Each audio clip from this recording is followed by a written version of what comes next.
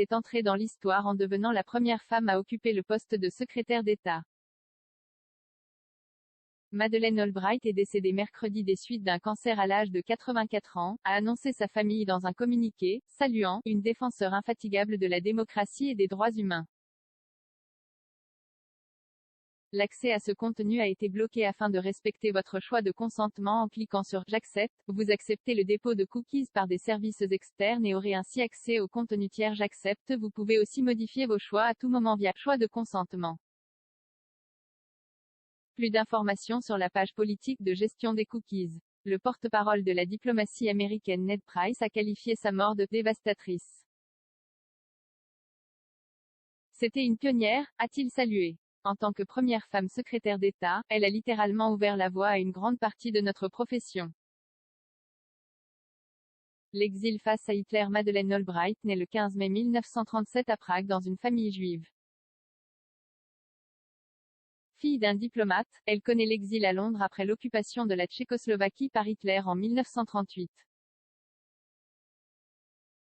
Puis sa famille émigre en 1948 aux États-Unis, où des études brillantes lui permettront d'accéder aux plus hautes marches du pouvoir.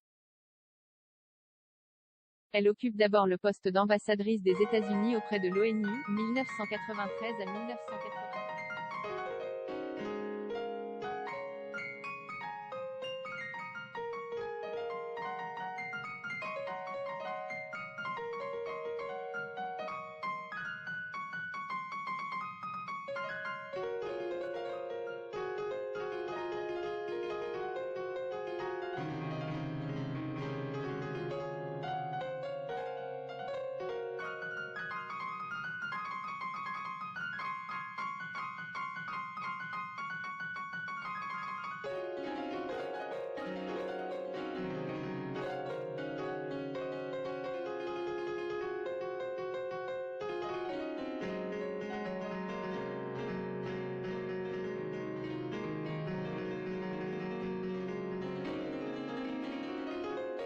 Le président russe venait de reconnaître les territoires séparatistes au Donbass comme des républiques. Y voyant une justification à une invasion, elle écrivait « Poutine est en train de faire une erreur historique ». Critiquant le « révisionnisme » d'un Poutine affirmant que « l'Ukraine avait été entièrement créée par la Russie », elle estimait qu'une invasion n'aurait pas les effets escomptés par le président russe. Au lieu d'ouvrir la voie à un retour de la grandeur de la Russie, envahir l'Ukraine cimenterait l'infamie de Mr.